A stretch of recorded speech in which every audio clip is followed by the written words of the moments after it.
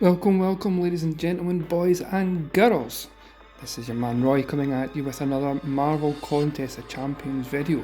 Now, in this video, we are going to look at a standard basic mastery setup that has certainly done me through Uncollected, Cavalier, the monthly event quests. You know, it's gotten me to the point that I am at just now. It's a no frills, spend as few units as possible, mastery setup that you can duplicate yourself. And mastery should really be the only thing that you're spending units on apart from potions and revives. So if you're completing solo objectives, arena milestones and gaining units, this is what you should be saving them for, because some of the masters we're going to look at take some units or some other item to unlock. So I'm going to go straight into this and have a look at mastery setup that I currently run. So we have three different sections in which we can attribute mastery points. So you get 1 point per level up to level 60 that you can then allocate out as you see fit. So the offensive ones obviously attribute abilities that improve your attack power. Defense looks at obviously your defensive capabilities, and proficiencies look at additional abilities that are useful but are not really classed as either offense or defense. They're just useful. So depending on your play style, might dictate where you put different points in. But what I'm going to show you is my preference and my hints and tips in terms of how to get the best out of your champions on a free-to-play or utilising as few units as possible. There are setups that you can Google, you can YouTube, if you are willing to spend the units, to unlock certain other items that are useful to have, but they are by no means necessary to get the completion through the game that you want to get done. So we're going to have a look at offense, and that's where I've got most of my points. So first one we need to get in is increase the tank of all champions by 6. Now, the maximum point in there is 33. So in terms of overall attack points, putting all your points into this isn't going to give you the best return. Okay, because 33 points in attack as a maximum isn't really worth the resource. Okay, so I would put 1 into strength just to allow you to unlock the next one, and then increase the attack of all champions by a percentage of their base attack. Now this is one that if you don't want to spend points in another location, that you can put into this one, because it also increases it by a base percentage. And at maximum level, we're just under a 10% increase of your base attack. So that one can be quite useful to rank up. But in this case, again, for my setup, we'll only have 1 point in there to allow us to unlock the remainder. Courage is a really, really good one. If you can get up to maximum level, then that's great, because you do get a jump. But again, if you can, even level 1, it gives you a passive increase in attack when you're below 50% health. So you either gain a 10, 15 or 20% attack when you're at that low health level. So it just helps boost your attack. If you have been clipped, it allows you to do more damage. So I've got that one as rank 3. Then Pierce, so critical hits ignore an additional percentage of armour. You can go up to 15%. And for critical damage, when you get to later levels, that's not really going to make all too much of a difference. So again, I've put up 1 point into that one that allows us to unlock the next part, because the next 2 for me is where the juicy damage comes from. So lesser precision, so it increases the critical rating by 125. Now that is maxed out, and we go up in intervals of 25 per level. Then the next one takes your stony cores, and we'll touch on them in a second, to unlock. but we further increase precision at a maximum of 425. So between the two, we're increasing the critical rating, so 125 plus 425, so we're increasing critical rating by 550 for all champions. So that's the ability to get a critical hit landing. So that's a massive, massive increase. And then the next two is all about critical damage rating. So how much damage we're going to do over the base attack when we do crit. So the first one is an increase in 150, going up in intervals of 30 per level. And then cruelty increasing in increments of 95 up to a maximum of 475. So we're then increasing critical damage rating by 625 if we can get maximum points into those two sections. So that just massively increases critical damage. So if we're utilising champions like Corvus Glaive or Medusa, Spider-Man, Stealth Suit, these masteries just allow more damage to be done and more of a chance for the higher damage to be done.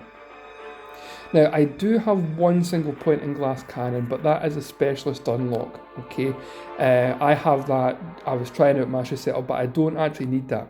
It increases the attack of all champions by 2.4%, but reduces maximum health by 2.4 for base health. So you get more attack, but less health. It's useful on some occasions. You really need it kind of up higher levels to be more noticeable than that.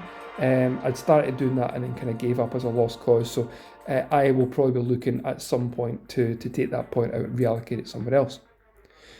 In offense, so again, we've got increased duration of fury buffs by 0.4 of a second, up to a maximum of 0.8 of a second. So if you're utilising champions that use a lot of furies, it extends the duration ever so slightly.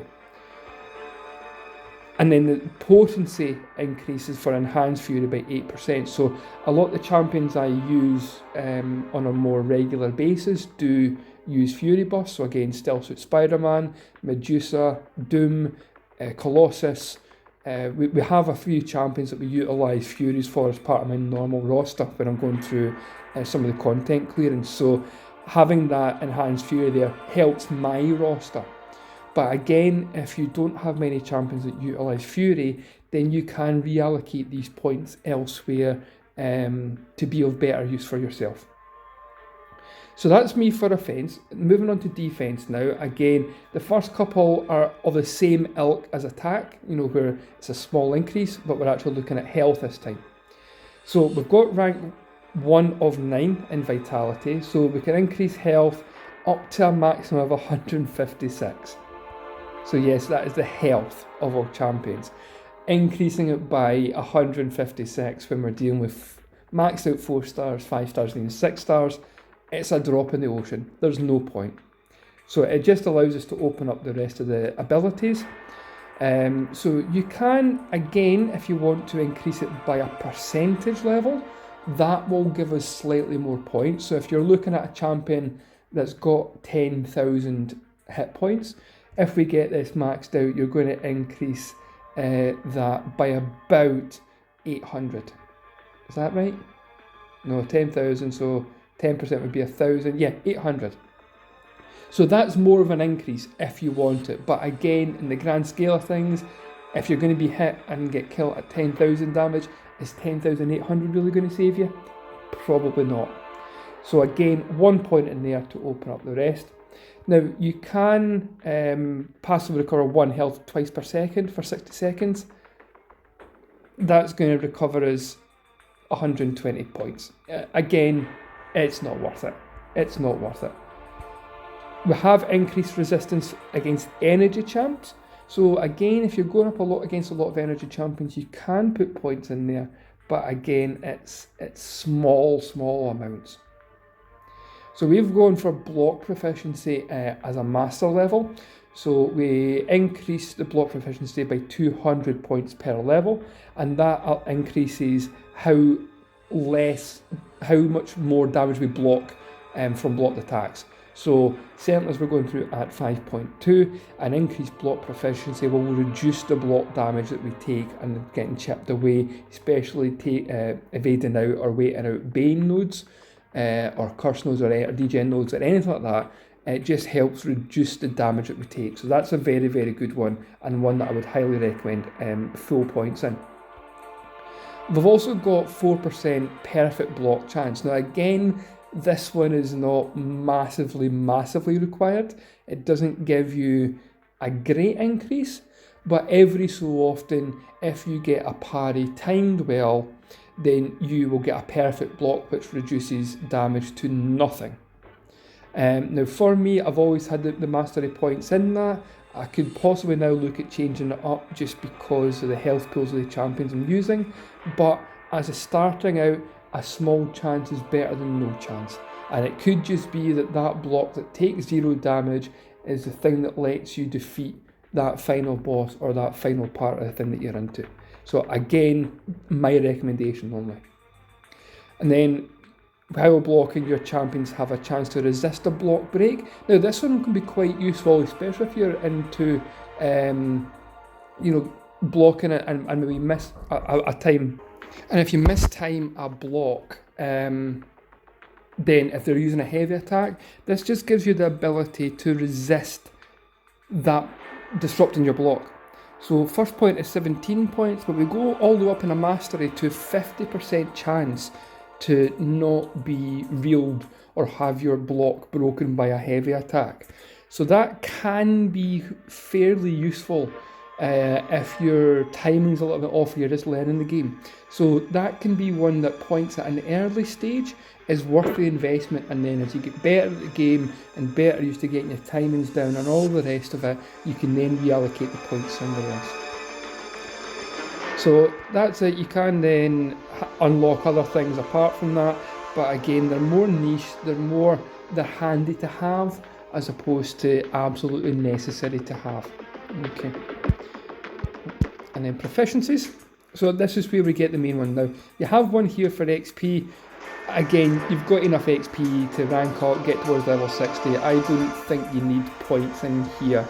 I think it's just a waste of points. But again, if you want to rank up quickly, if you want to skip through the levels and get that level up to get the mastery points, then I would say 1 point into wisdom, get rank 1, just to allow this next one to be unlocked. So you need wisdom at rank 1, and then what that does is it gives you up to a maximum of 20% additional XP rewards. So it can be useful just to facilitate getting up the levels quicker, but it's definitely not a necessity. One thing that is a necessity is parry. Now I believe that they've given you this now rather than you having to unlock it or spend points on it, but parry is by far the most essential ability that you have in the mastery setup, in my opinion, because it allows you to get a well-timed block right. You stun them, it reduces damage by an additional 25%, so getting that well-timed block reduces damage more than just blocking. If it's made by a basic attack, in most cases, then you inflict a stun diva for 1 second, and the duration increases by up to 1 second with the perfect block chance. So again, we've got the 4% perfect block chance, so we can get a 2-second potential stun duration on a parry that just allows us to go in and counter attack with maximum ability. So if you don't have maximum points in parry, get them in there. I cannot stress enough how useful parry is, and learning the animations of the champions, and really just getting to grips with that part of the mechanic of fighting. Next one is Limber. Now again, Limber, it's not an essential, but can be really, really useful if you're going into Alliance Quest and Alliance Wars, because you will then potentially come up against opponents that if they get a well-timed block against you, you're going to be stunned. So that putting points into Limber reduces the amount of time that the enemy stuns are on you by a certain percentage. So currently I'm on 32%, but you can go all the way up to 48% reduction, so almost halving it. Again, it's not essential. It's kind of handy to have, and that's any stun debuffs as well. So if they're ability, attribute aid, or node related, or whatever the case may be, it will reduce the timing of all stuns, just allowing you to shake it off quicker and potentially counter attack in your own right. The next one that is absolutely essential is dexterity. Now, you don't potentially need all maximum points in there. So what it does is when we're dodging backwards, you're not struck by attacks. So it means that you don't take any damage if you get the timing right. So when we're baiting at special attacks, if we're dodging ranged attacks like Cyclops' SP1 and SP2, which you'll have seen in some of the videos. If not, go and check out the champion overview video and you'll see what we mean. So successfully avoiding an attack in this way grants a 250 critical rating buff that lingers for 0.2 seconds after your next hit for rank 1. So that means that you've got a slight increased chance to deal a critical hit on your next attack following a successful dex attack. And then putting more points in gives you more critical rating buff and a longer duration of that buff, up to a maximum of 950 critical rating buff for 0.7 seconds following a successful hit. Okay, so again, at least 1 point in there to get the ability to dodge the attacks, and then additional points is personal preference after that. The point we've also got is Stupefy. So when your champions inflict stun debuffs, they'll last for an additional half a second. That is really useful combined with the parry to get the maximum time that you're applying a stun debuff. So that will allow you to do a kind of what we call a 3-hit combo after a stun. So you're going to do medium, light, medium, and is really useful against evade champions such as Nightcrawler, Spider-Man, Spider-Gwen, anyone like that, because they can evade while they're stunned. So having that increased time just allows you to do those 3-hit combos, and for those champions you can rinse and repeat.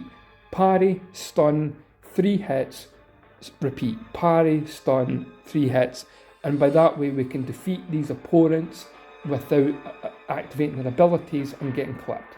Okay? So for me, again, it's always been one that I've been a very strong advocate for.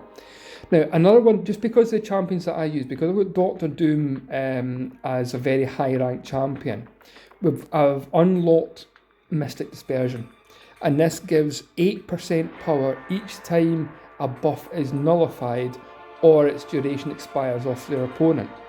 So if you're going against enemies that are buff reliant, then this gives you more power. And for champions like Doctor Doom, Scarlet Witch, Magic, Sorcerer Supreme, no, Symbiote Supreme, sorry, it's a godsend. So I'm saving my last point just because of my playstyle till I get the 80 containers that I need in the Mystic class to unlock this. But again, that's 4 points there that you could attribute somewhere else based on your own setup. You know, if you want to increase your health by a percentage, if you want to increase your attack by a percentage, so on and so forth. You don't have to use all the points at any given time. They do take time to unlock as you level up. For the brown ones, they normally take stony cores to unlock. So if we go to the store, you can buy them. So you can buy them in the Mastery store, I think. So they're 135 units each. So again, this is where the majority of unit spend should be early game, is getting these cores bought to allow you to unlock the masteries that you want that will improve your champion's ability to perform in match. Okay, but if we look at the Carbonadium mastery cores, they're for the silver abilities. They're also costing a lot more, takes a lot more resources to rank them up, and those are the abilities that are nice to have, but aren't absolutely necessary. They will highlight and benefit a certain style of gameplay, but they normally come with a disadvantage in the main. Not all of them do, but normally there's a sacrifice to be paid for them. So one area will dip to give you increased performance in another area. So there's a different mastery core each day. So you see the timer counting down there, 13 hours that we've got until the next one resets tomorrow morning. And it's mutant one, so that will unlock mutant related mastery setups. So it normally, I think, ties in with the class of event daily quest. I'm just going to go and have a look. So yeah, it's whatever the current daily class quest is, then it's the core that's on offer is going to be whichever the weakness to that class, whatever's strong to that class. So mutant is strong against skill, so that's the class that's on offer. So like tomorrow, upcoming is science, so we're going to have a skill mastery core in there on sale tomorrow when the timer runs down. Okay, so that's masteries. To get some free stony cores, then you can go into the back issues, and for the classic completion of variant 2 Mystery of the Microrealms, 3 polar opposites, 4 waning moon and 5 blood and venom, for the initial completion you will gain 1 stony core. So if you do all 4 of those quests, that gives you 4 stony cores. Some of the mastery setups require 5 stony cores to unlock, so if you manage to complete all of those, and then you have the units, so 135 units to buy 1 stony core, that gives you 5, which will unlock 1 of your brown level mastery setup levels. So such as your critical rating or your critical damage rating, the 2 of which I spent my stony cores on when I've progressed through the game. Okay, so that is masteries for me as a basic setup. Mine hasn't changed all that much since I started the game 5 years ago. I've also just been adding points into it as we've been able to unlock things. I've only just recently started adding points into Mystic Dispersion. But for the majority of the time, most of my points were in the percentage of attack increase, the health increase, before I started adding Mystic Dispersion, and the glass cannon and the fury points. So every setup's different. It's going to depend on your playstyle and what you're comfortable with, but there is no right or wrong mastery. Okay, so don't let anyone say your mastery setup's wrong. Some people have, for example, in proficiencies, no, it's an offence. So some folk have despair, so that allows them to unlock deep wounds, and then that allows them to unlock assassin. But what you need to unlock them, I don't think they're absolutely necessary. That gives a reduced healing effect by 5% at rank 1 for debuffs applied, so it reduces their healing. But again, they have to have healing and regeneration effects active in the first place. So it's only useful against certain champions. So on and so forth. Deep wounds relies on your character's inflicting bleed. So again, only for a certain amount of champions. Assassin's slightly different, because if you're below a certain level of health, then you gain increased attack and reduce their defensive ability accuracy by a certain level. It's useful to have, but again, the idea would be not to go below 18% health in the first place. So that's where we are with that. And you can recover them at any time. You know, you hit the recover and it asks you if you want to recover, how many points you're going to get. Any currency that you spend is not going to get refunded, so be careful about how many times you reset your mastery setup, because you will have to use the resource again to unlock. It's not massive amounts, but you still got to spend it to reinvest the point somewhere. So I've refreshed my mastery setup twice that I can remember. The last time being when I started assigning points to get the Mystic Dispersion. Okay, and I think I'd only done it once before when somebody had given me the same advice that I'm recording this video. So that for me is Mastery Setup 101 at a very basic glance. Go on and have a look at each of the descriptions, have a look at the values, think about if that's going to benefit your playstyle and your champions, your roster.